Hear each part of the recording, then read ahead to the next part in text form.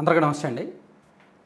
పక్కన మీరు ఒక వార్త చూడొచ్చు. దానికి సంబంధించిన లెటరు ప్లస్ ఆ టీచర్ గారి ఫోటో అవన్నీ కూడా ఒకసారి పక్కన చూడండి. ఈ వార్త చాలామంది ఫాలో అయ్యే ఉంటారు. చాలామందికి తెలుసు. నిన్న సాయంత్రం నుంచి కూడా ఇది బాగా వైరల్ అయిన సబ్జెక్ట్ అనమాట. ఏంటంటే ఒక ప్రాథమిక పాఠశాల హెచ్ఎం ప్రధానోపాధ్యాయుడు తన ఉద్యోగానికి రాజీనామా చేశారు. ఎందుకు అనే రీజన్ కూడా ఆయన చాలా స్పష్టంగా తన రాజీనామా లేఖలో పేర్కొన్నారు. మేబీ ఆ లేఖ మీరు చదివే ఉంటారు. అయినా సరే నేను ఒక్కసారి మీకు ఆ లేఖ చదివి వినిపిస్తా. మహారాజేశ్వరి గౌరవనీయ విద్యాశాఖ కమిషనర్ గారు ఏపీ వారికి, మండల విద్యాశాఖాధికారి చేజర్ల, జిల్లా విద్యాశాఖాధికారి ఎస్పీఎస్ నెల్లూరు వారికి తెలుపుతున్న మనవి విషయం ఆచరణ యోగ్యం కాని ఉదయం 6 గంటలకు 6 సంవత్సరాల పిల్లల యోగా కార్యక్రమం గూర్చి అని చెప్తూ ఈ మధ్య విద్యాశాఖ వింతపోకలు ఆశ్చర్యం కలిగిస్తున్నాయి. యాప్ల పేరుతో వేధింపులు, అవి అసలు పనిచేయవు. ఈరోజు 9:30కు టీచర్ అటెండెన్స్, 11 గంటలకు విద్యార్థులు హాజరు పనిచేశాయి.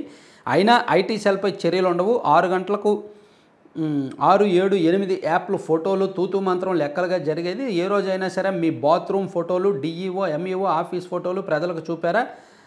10 నుంచి 20 వేల జీతకాలతో ఉపాధ్యాయులపై వేధింపులు, ఎంఈఓల ఊగిసలాట, ఇలా చాలా విషయం చెప్తూ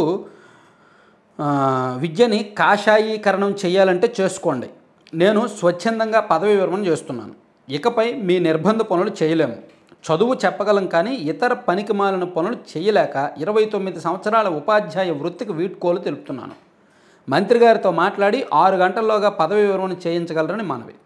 ఎం మధుసూదన్ రావు హెడ్ మాస్టర్ అని చెప్పి వాడారు. అంటే ఆయన కారణాలు చాలా స్పష్టంగా చెప్పారు. విద్యాశాఖ పోకళ్ళు చాలా వింతగా ఉన్నాయి. పొద్దున్న 6 గంటలకు యోగాకి రావాలా? 6 సంవత్సరాల పిల్లలు వస్తారా? అది సాధ్యమేనా అని చెప్పి ఆయన కష్టాలేవో ఆయన చెప్పుకున్నారు. ఓకే, ఇక్కడ నిజంగానే కొంతమంది టీచర్స్ ఈ యోగాకు పొద్దున్న 6 గంటలకు పిల్లల్ని తీసుకురావాలి అనే నిర్ణయం మీద నిజంగానే భగ్గుమన్నారు.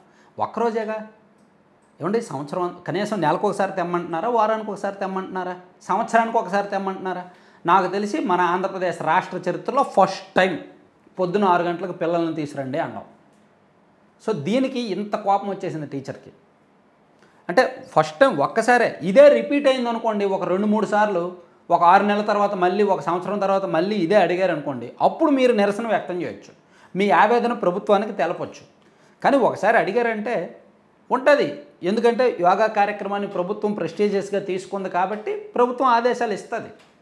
సో ఈయనకి కోపం ఎప్పుడు కోపం రావాలి తెలుసా టీచర్లకి? వైఎస్ఆర్ కాంగ్రెస్ పార్టీ అధికారంలో ఉన్నప్పుడు 2020 ఆ టైంలో కోవిడ్ విపరీతంగా వ్యాపించింది. అప్పుడు 2020 మే నెలలో ఏం చేశారంటే ఒక వారం 10 రోజుల పాటు ఉపాధ్యాయుల్ని, అరే మీరు ఎలాగ ఫ్రీగానే ఉంటున్నారు, ఖాళీగానే ఉంటున్నారు కదా, సో మద్యం షాపుల దగ్గర కాపలా ఉండండి అని చెప్పి కొన్ని ప్రాంతాల్లో ప్రభుత్వ ఉపాధ్యాయుల్ని మద్యం షాపుల దగ్గర కాపలా పెట్టారు. ఇది నేను చెప్తున్న వార్త కాదు. పక్కన నేషనల్ మీడియాలో వచ్చిన క్లిప్పింగ్స్ కూడా మీరు చూడొచ్చు. డెక్కన్ క్రానికల్లో, ఎన్డీటీవీలో వచ్చింది, అన్ని పేపర్స్లోనూ వచ్చింది. అప్పట్లో బాగా సంచలనమైంది దేశవ్యాప్తంగా ఈ వార్త. ప్రభుత్వ ఉపాధ్యాయుల్ని మద్యం దుకాణాల దగ్గర కాపలా పెట్టింది గత ప్రభుత్వం. అప్పుడు కూడా రాజీనామా చేయని ఉపాధ్యాయులు పొద్దున్న 6 గంటలకు 6 సంవత్సరాల పిల్లల్ని యోగాకి తీసుకురండి అంటే రాజీనామా చేస్తున్నారంటే దీని వెనక రాజకీయం లేదా? దీని వెనక ఎటువంటి దురుద్దేశాలు లేవా? ఒక్కసారి ఆలోచించండి. ఇక్కడ టీచర్లు చాలా యాక్టివ్ అండి, హైపర్ యాక్టివ్. టీచర్లకు విపరీతమైన తెలివితేటలు ఉంటాయి. టీచర్లకు విపరీతమైన మాటగారితనం ఉంటుంది. టీచర్లకు విపరీతమైన నాలెడ్జ్ ఉంటుంది.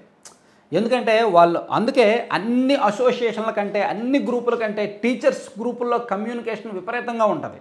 టీచర్స్ గ్రూపుల్లో ఏ అంశం మీదైనా చర్చ విపరీతంగా నడుస్తుంది. ఈవెన్ కుల సంఘాలు కూడా అంత యాక్టివ్గా ఉండవు, ఇతర ఉద్యోగ సంఘాలు కూడా అంత యాక్టివ్గా ఉండవు. టీచర్స్ యూనియన్స్ మాత్రం అంత యాక్టివ్గా ఉంటాయి. చాలా చిన్న చిన్న సమస్యను కూడా వాళ్ళు ఎక్కువ టైం చర్చిస్తారనమాట. సో మేబీ ఈ ఉపాధ్యాయులు ఈయన మధుసూదన్ రావు గారు ఎక్కడ హర్ట్ అయ్యారో కానీ ఆయన రాజీనామా చేశారు. పొద్దున్న 6 గంటలకు రమ్మన్నారు. ఇది సాధ్యమేనా? దాంతోపాటు యాప్లు ప్లస్ నాకు డౌట్ ఏంటంటే ఈ గవర్నమెంట్ వచ్చిన తర్వాతే ఏమీ యాప్లు తీసుకొచ్చేలా. యాప్ల్లో మీరు అది అప్లోడ్ చేయండి, ఇది అప్లోడ్ చేయండి అని చెప్పలా. గత ప్రభుత్వం ఉన్నప్పుడు కూడా తీసుకొచ్చారు కదా, యాప్లు తీసుకొచ్చారు. అలాగే బాత్రూమ్ ఫోటోలు, బాత్రూములు నీట్గా ఉన్నాయా లేదా అనేది గత ప్రభుత్వం ఉన్నప్పుడు కూడా జరిగాయి. సో ఇప్పుడు అనూహ్యంగా యోగా డే ఉందనగా యోగా డేకి ముందు రోజు ఆయన కోపం వచ్చి రిజైన్ చేశారు. సో దీని వెనక రాజకీయ కారణాలు కానీ ఏమైనా ఇంటెన్షన్స్ ఉన్నాయా లేవా? ఆయన పదవి కాలం ఇంకెంత ఉంటుంది మహా అయితే? మేబీ ఇటువంటి వాళ్ళకి పొలిటికల్ ఇంటెన్షన్స్ అంటే హైపర్ తెలివితేటలు, హైపర్ యాక్టివ్, సామాజిక స్పృహ ఎక్కువ ఉన్నప్పుడు ఏదో పొలిటికల్ ఇంటెన్షన్స్ కొన్ని ఉంటాయన్నమాట. మేబీ ఈయనలో ఏమి ఇంటెన్షన్స్ ఉన్నాయో లేవో నేనైతే ఎటువంటి దురుద్దేశాలు వెతకను, కానీ ఇదే చైతన్యం అప్పుడు కూడా ఉంటే బాగుండేదేమో అని అనిపించింది. అయితే అప్పుడు కూడా టీచర్స్ అసోసియేషన్ ఏమి ఊరుకోలే. ఓ 2-3 రోజులు అలా జరిగేసరికి వాళ్ళు కూడా నిరసన వ్యక్తం చేశారు. దాంతో అప్పుడు ప్రభుత్వం వెనకడుగు వేసింది, వాస్తవమే. కానీ అప్పుడు ఎవరు రాజీనామాలు చేయలే. Thank you.